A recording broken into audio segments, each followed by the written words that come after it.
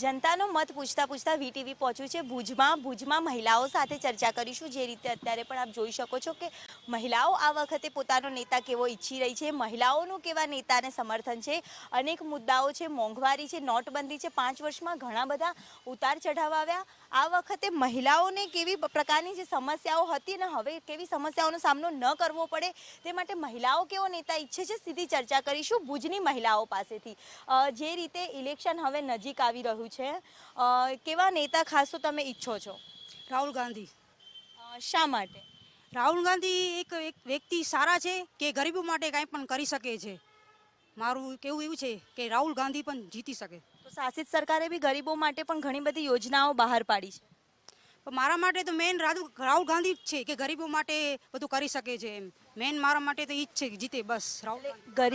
ગરીબો માટેની જે યોજનાઓ શાસિત સરકારે જે બહાર પાડી છે તેને લઈને શું કહેશો? તમે બી એક યુવા છો।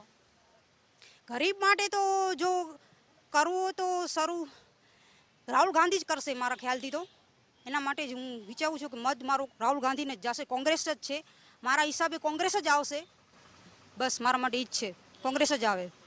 જે રીતે શાસિત સરકાર કેટલાક દાવાઓ કર્યા હતા, કેટલા વાયદાઓ કર્યા હતા, તેને પાર પડી છે કે કેમ? ના, જરાય નહીં। વાયદાઓ આવે છે, બીજેપી સરકાર કરે છે પણ ખોટા પડે છે, બરાબર। પણ અત્યારે તમે જુઓ જીએસટી, નોટબંધી, ત્યારે ગરીબોની જે હાલત થઈ હતી ને એ લોકોને ખ્યાલમાં નથી, બરાબર ને। બીજું અત્યારે આપણે ગેસના બાટલાઓ જોઈએ, જ્યારે મારું કેવું છે કોંગ્રેસની સરકારના વખતના કેટલા ગેસના બાટલાના 400 ભાવ હતા, અત્યારે આપણે 1000 રૂપિયા મળે છે, બરાબર। એટલે મારું માનવું છે ગરીબોની સરકાર કોંગ્રેસની સરકાર। ગરીબોની સરકાર કોંગ્રેસની સરકાર, તો શું ભાજપની સરકાર કેવી સરકાર? ભાજપની સરકાર આવી જેમ 22 વર્ષ થયા એમ ભાજપની સરકાર આવી ભ્રષ્ટાચાર સિવાય કાંઈ નામ જ નથી લેતી ને મહિલા સુરક્ષા રહેતી જ નથી ને મહિલાઓને જે યોજના જોઈએ સરકારી યોજના ગરીબોને મળતી જ નથી। જો મળે છે ભાજપવાળાની પોતાની જ મહિલાઓને સુરક્ષા મળે છે। મહિલાઓની સુરક્ષાની જો વાતો કરવામાં આવી રહી છે, મહિલાઓની સુરક્ષાને લઈને ખાસ તો શું કહીશું? કયા મુદ્દાને આધારે આ વખતનું મતદાન રહેશે યુવાઓનું? જે 2014માં વર્તમાન વડાપ્રધાન શ્રી વાયદાઓ વચન કરી અને દિલ્હીની સરકાર પર બેઠા છે, મહિલા સશક્તિકરણ, વિદ્યા બોર્ડ, લક્ષ્મી બોર્ડ જેવી 33% અનામતની 50% અનામતની વાત કરી ત્યારે કાયદો વ્યવસ્થા સમગ્ર ગુજરાત સાથે કચ્છમાં પણ નિષ્ફળ રહી। એક યુવા તરીકે એવી સરકારને ઈચ્છું છું જે શિક્ષણ, મહિલા, ખેડૂત, પશુ, માલધારી સમાજને ન્યાય આપે અને એની માટે કામ થાય। જો તમે પ્રજાહિતમાં કામ કરવા નથી માંગતો, માત્ર તમારા માટે માલ્યા, અદાણી, અંબાણી આ લોકો તમારી માટે મહત્વના છે અને એક સામાન્ય ખેડૂત, મહિલા તમારી માટે મહત્વની નથી, તો આવી સરકારને મત આપીને ફાયદો શું છે? ત્યારે એક એવી સરકારને મત આપવા યુવા તરીકે યુવાઓને આ માધ્યમથી અપીલ કરું છું કે જે યુવા માટે લડે, જે મહિલા માટે લડે, જે ખેડૂત માટે લડે, એવા વડાપ્રધાન શ્રી 2019માં દિલ્હીની ગાદી પર બેઠા। અલગ અલગ વડાપ્રધાનને લઈને જે માંગો ઉઠી રહી છે, આ વખતનો મત કેવો રહેશે? કયા મુદ્દાને આધારે આ વખતની ગૃહિણી મતદાન કરશે?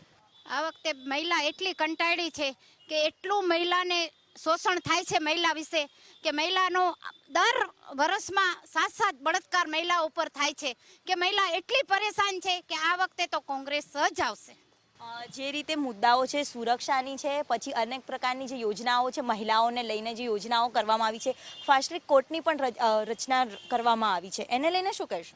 એને લઈને હું કહું છું કે બધું ખોટું જ છે। કાંઈ મહિલાઓની સુરક્ષા ક્યાંય છે જ નહીં। મહિલાઓ જુઓ તમે કેટલી પરેશાન છે। મહિલા પાણી માટે પરેશાન છે, કોઈ મહિલાઓને રોજગારી નથી, કાંઈ નથી, મહિલા એટલી પરેશાન છે, કાંઈ છે જ નહીં મહિલાઓ માટે।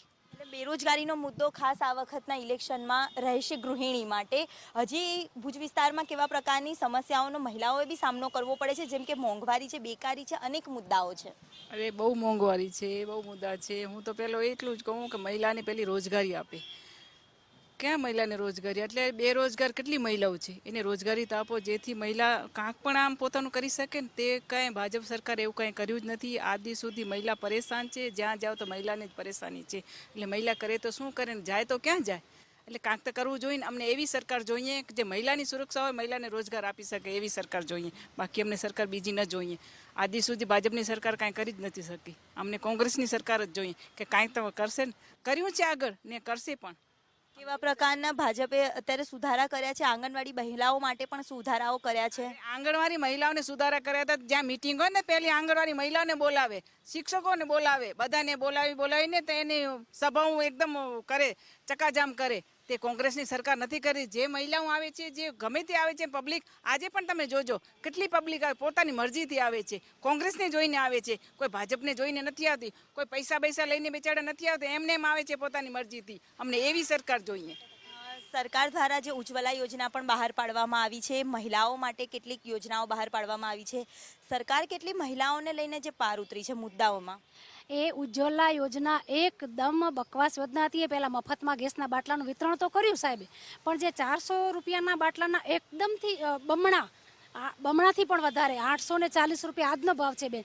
એટલે ઉજ્જવલા યોજના એ એક ઠગવા માટેની જ એક યોજના હતી, જે ગરીબ મહિલાઓને ઠગી જ લીધી છે. એમાં એક બાટલો આપી એ બિચારીઓ બળતણ લાવી અને પોતાનું ગુજરાન ચલાવતી હતી, વ્યવસ્થિત રસોઈ ચૂલા પર કરીને. એ લોકોને મફત બાટલામાં આવે ગેસની આદત નાખી. હવે એ મહિલાઓને ગેસનો બાટલો જ્યારે જોઈશે ખાલી થશે ઉજ્જવલામાં મફતમાં મળેલો, એ હવે એને 800 850 રૂપિયા નહીં હોય ત્યાં સુધી એને બાટલો નહીં મળે. એટલે એ ઉજ્જવલા યોજના તો એકદમ નિષ્ફળ યોજના છે મારા ખ્યાલથી. ભુજ વિસ્તારમાં કેવા પ્રકારની મહિલાઓને સમસ્યાઓનો સામનો કરવો પડે? ભુજ જેવા એરિયામાં મહિલાઓને જો પહેલાં તો બહુ જેને કહેવાય કે અસલામતી છે. દરેક જગ્યાએ રાત દિવસ હોય આ મહિલાઓ બહુ અસલામતી પોતાની જાતને પેલું અનસિક્યોર છે જ મહિલા બધી જગ્યાએ. જ્યારથી આ ભુજની અંદર છે ને તમે જુઓ તો અત્યારે બહુ જ ઓલા બળાત્કારના બીજા ત્રીજા વાળા મહિના અત્યાચારના જે કિસ્સા વધી ગયા છે ને, એ કાયદો અને વ્યવસ્થા છે ને એકદમ ખાડે જ ગઈ છે. કોઈને નહીં પોલીસની બીક નથી, કોઈને આજે કોઈને કશાની બીક જ નથી રહી. અને છળે ચોક મહિલાને છેડવાના આ તે કિસ્સા ભુજ શહેરમાં વધી ગયા છે.